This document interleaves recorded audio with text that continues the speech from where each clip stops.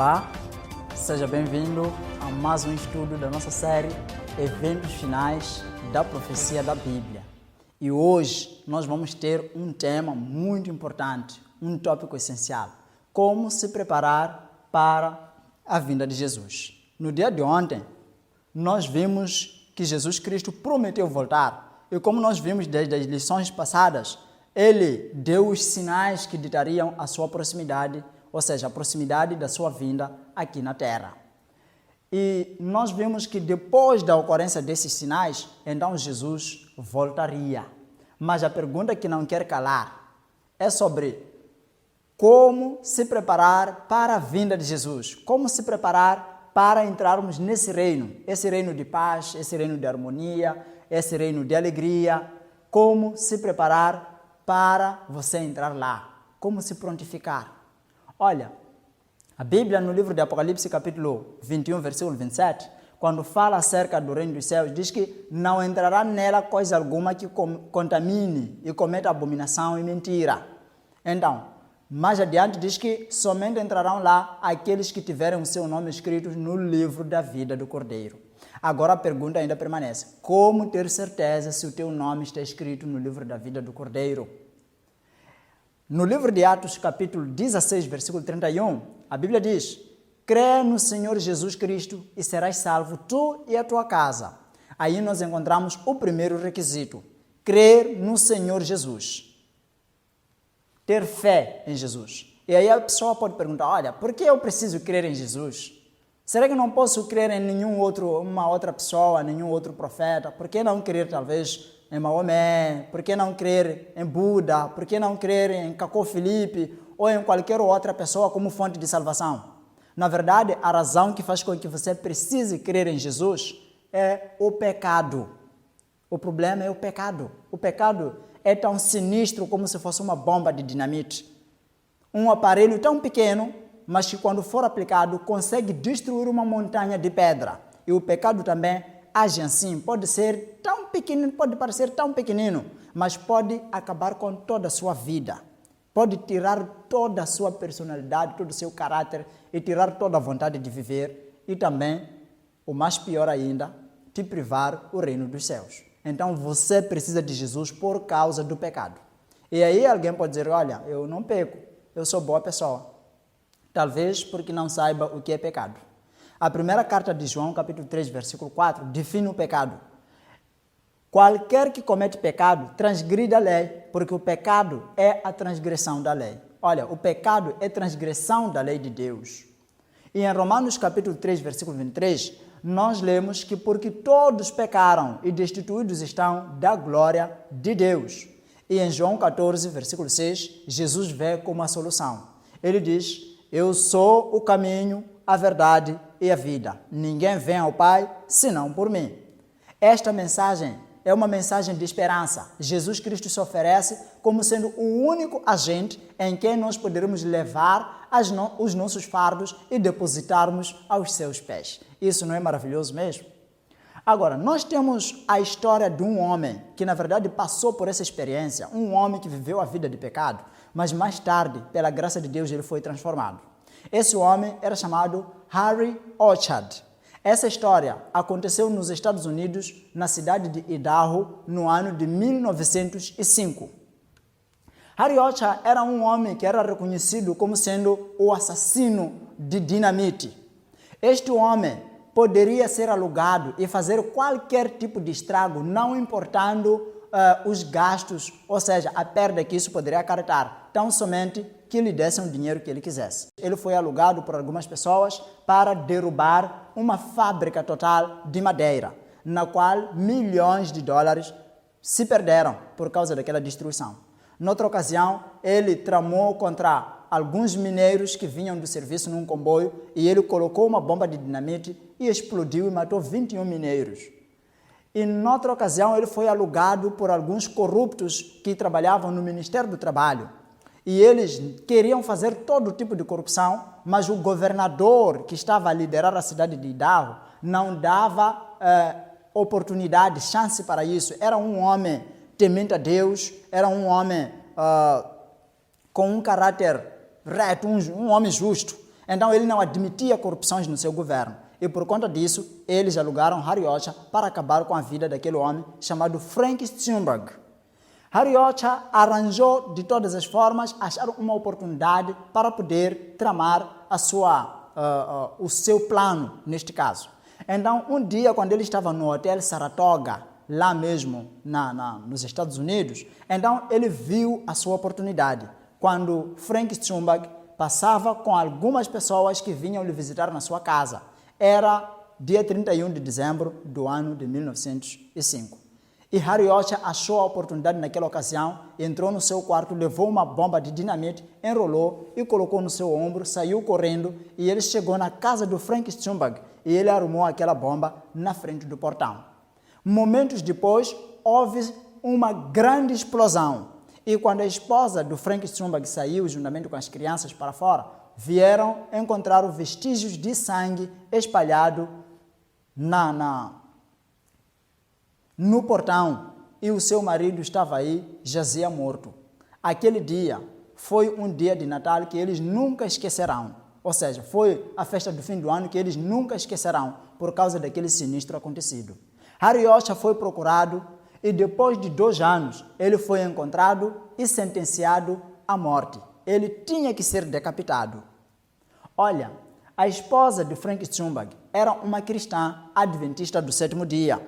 E ela saiu, foi falar com o guarda, trazendo uma encomenda. Ela deu ao guarda e disse, olha, vão dar ao homem que matou o meu marido. E lá dentro da encomenda tinha uma carta que dizia que eu te perdoo por ter, mesmo assim que você matou meu marido e me deixou enviuvada e deixou meus filhos órfãos, eu te perdoo do seu ato criminoso. Então somente te peço para que entregue sua vida a Jesus. E quando Harry Ocha viu a encomenda e teve informação de que fora aquela mulher que lhe matou o marido que enviou, teve medo de abrir, pensando que fosse uma reivindicação. Mas dias depois, meses depois, ele teve curiosidade e abriu. Encontrou a carta, mas quando ele leu a carta, não acreditou que aquilo fosse algo verdadeiro. E outra coisa é que encontrou um livro lá que estava escrito Caminho a Cristo. Ele, quando falava do nome de Cristo, só usava esse nome para blasfemar. Não tinha nenhuma amizade com esse nome. Daí que ele deitou o livro no chão e ficou por muito tempo. Só que, durante aqueles meses da prisão, à espera do dia de ser decapitado, ele de novo levou o livro e começou a ler. E quando ele começou a ler, encontrou lá dentro do livro mensagens de amor, de perdão e de esperança. Ele não acreditava naquelas mensagens, mas por curiosidade pediu ao guarda para lhe dar uma Bíblia. E enquanto ele começava a meditar na Bíblia, foi achando que a Bíblia também está cheia de amor e perdão de Deus. Ele foi lendo a Bíblia e foi descobrindo um versículo que dizia, porque o salário do pecado é a morte, mas o dom gratuito de Deus é a vida eterna por Cristo Jesus, nosso Senhor. Olha, esta mensagem aqui se tornou tão familiar para ele que não duvidou que o salário do pecado fosse a morte. Até porque ele já estava esperando a morte. Por isso foi muito familiar para ele. Mas uma coisa que lhe atrapalhou muito é a última parte do versículo que diz que o dom gratuito de Deus é a vida eterna. Ele não entendia como que poderia ser possível que ele tenha essa esperança da vida eterna. Quanto mais lia, foi se cruzar com João 3,16 que diz, porque Deus amou o mundo de tal maneira que deu seu Filho unigênito para que todo aquele que nele crer não pereça, mas tenha a vida eterna. Então, ele foi descobrindo que o personagem central da Bíblia é Jesus Cristo. E enquanto se debatia sobre como é que um pecador como ele podia ser perdoado, aquela senhora que lhe matou o marido veio e pediu falar com ele pessoalmente. E o guarda admitiu, e ela entrou, falou com Harry Ocha, e lhe falou diretamente que eu te perdoo, mesmo assim que você matou meu marido. Só te peço para que você entregue sua vida nas mãos de Jesus. Harry Ocha, chorando, entregou sua vida nas mãos de Jesus, pediu perdão, confessou seus pecados. A partir daquele momento, ele mudou de vida. E assim que ele mudou de vida, aconteceram 2 milagres na sua vida. O primeiro milagre é que a sua pena de decapitação foi cancelada. E ele passou a ter pena de prisão perpétua. Ele não seria decapitado, mas poderia ficar na prisão até o último dia da sua vida. Esse é o primeiro milagre. O segundo milagre é que foi admitido sair uma vez da prisão, algo que não lhe era lícito. Saiu uma vez para ir na igreja daquela senhora, para poder fazer o quê? Ser batizado e ser inscrito como membro daquela igreja, porque ele havia aceitado a mensagem. 50 anos mais tarde, enquanto ele estava na prisão, ele falou palavras de esperança que demonstram a paz que ele sentia na alma. Ele disse: as grades de ferro e as paredes da cadeia cativam o meu corpo, mas a minha alma há muito foi liberta. Olha, essa é a experiência de uma pessoa que já sentiu a presença de Deus na sua vida, uma pessoa que já experimentou o conceito da salvação. Ele teve que seguir 3 passos principais, que a exemplo dele nós também teremos que seguir como forma de preparação para o dia da salvação. O primeiro passo é crer em Jesus como nosso único ajudador. O segundo passo, abominar o pecado e arrepender-se. E o último passo é nascer de novo com poder. O que tudo isso significa? Primeiro, crer que Jesus é o nosso único ajudador. Há muitas pessoas no mundo que dizem crer em Jesus. A Bíblia, na verdade, diz em Atos 4, verso 12, em nenhum outro há salvação, porque não há nenhum outro nome pelo qual devamos ser salvos. Na verdade, só podemos ser salvos por meio de Jesus. E muitas pessoas creem em Jesus como seu Salvador. Vão a Jesus quando precisam pedir bênçãos. Vão a Jesus quando a vida não está indo bem, quando a vida demonstra uma outra face. Só que outras pessoas optam por muitos outros caminhos que seguem por aí, não vão a Jesus, confiam nos profetas, confiam em quaisquer outros meios. Mas a Bíblia, em Provérbios 14, verso 12, diz que há caminho que parece reto ao homem, mas que seu fim são caminhos de morte. Então, não precisamos traçar o nosso próprio caminho. Precisamos ir a Jesus como nosso Salvador. Mas não basta por aí. Crer em Jesus como Salvador é uma das partes da fé. Mas a outra parte é abominar o pecado e arrepender-se. Jesus Cristo diz, ou seja, a Bíblia, em 1 de João, capítulo 1, versículo 9, diz: se confessarmos os nossos pecados, Ele é fiel e justo para nos perdoar os pecados e nos purificar de toda a injustiça. Jesus Cristo deu o exemplo naquela mulher que foi apanhada em adultério, descrito em João 8, versículo 12. Os fariseus queriam matar aquela senhora. E Jesus disse: aquele que sabe dentre vocês que nunca pecou, seja o primeiro a tirar a pedra. E depois começou a escrever no chão, e eles foram vendo as coisas que Jesus escrevia e desapareceram um a um. E enquanto desapareciam todos, Jesus perguntou à mulher: onde estão os acusadores? E ela disse: todos saíram. E depois Jesus disse: eu também não te condeno. E por fim ele disse assim: vai e não peques mais. João 8, versículo 11. Veja estas palavras de Jesus. Ele não somente dá o perdão, mas ele também apela para que a pessoa não continue na vida de pecado. Você foi perdoado, mas foi perdoado para andar em novidade de vida. Então, na maior parte das vezes, as pessoas creem em Jesus como Senhor, como sustentador, como quem dá o pão, como quem ajuda no momento da dificuldade, mas não querem carregar a sua cruz, não querem confessar os seus pecados. A Bíblia diz: aquele que encobre os seus pecados nunca prosperará, mas quem confessa e os abandona achará misericórdia. Provérbios 28, versículo 13. Então, você precisa confessar o pecado, falar a Jesus os teus pecados, os teus problemas. O terceiro passo é ser batizado, tornar-se uma nova pessoa com poder. Hariocha, ele passou por esta cerimônia do batismo. Ele foi batizado por imersão na igreja daquela senhora. Olha, em Romanos 1, versículo 16, o apóstolo Paulo descreve aquilo que ele sentia pelo Evangelho. Diz que porque não me envergonho do Evangelho, pois é o poder de Deus para salvar a todo aquele que crê. Esta palavra poder é uma palavra da qual sai também a palavra dinamite, é diminus em grego. Esta palavra demonstra um poder extremo. Não é um poder pequenino, não, é um poder extremo, um poder explosivo. Então, é esse poder que o Evangelho tem quando a pessoa se entrega a Jesus. Recapitulando aquilo que nós já vimos, como se preparar para a vinda de Jesus? Crer que Ele pode te salvar. Esse é o primeiro passo.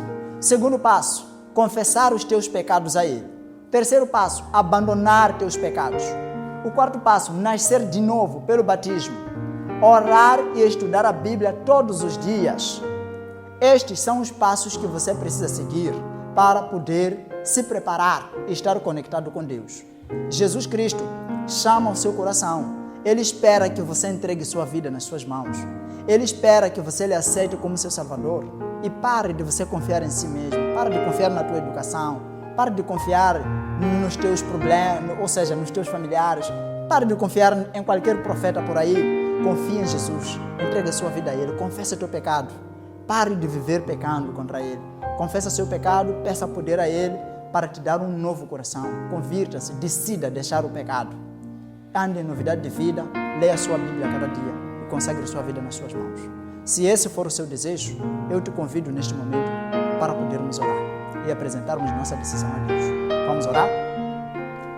Nosso querido Deus, nosso Pai que está nos céus, obrigado por nos dar esta oportunidade de aprendermos sobre o que precisamos fazer como preparação para recebermos o Senhor quando voltar pela segunda vez. Queremos pedir, Senhor, para que guarde-nos na sua paz e nos dê forças para vencermos o mal e convertermos os nossos corações e andarmos segundo a sua vontade. Pai do céu, esteja com o irmão que está assistindo esta mensagem, esteja com a irmã que está entregando o seu coração neste momento. O Senhor conhece os seus pecados, sabe quais são os vícios que lhe atormentam. Permita com que, Pai, haja um poder nele, para que possa, Senhor, gozar do teu reino.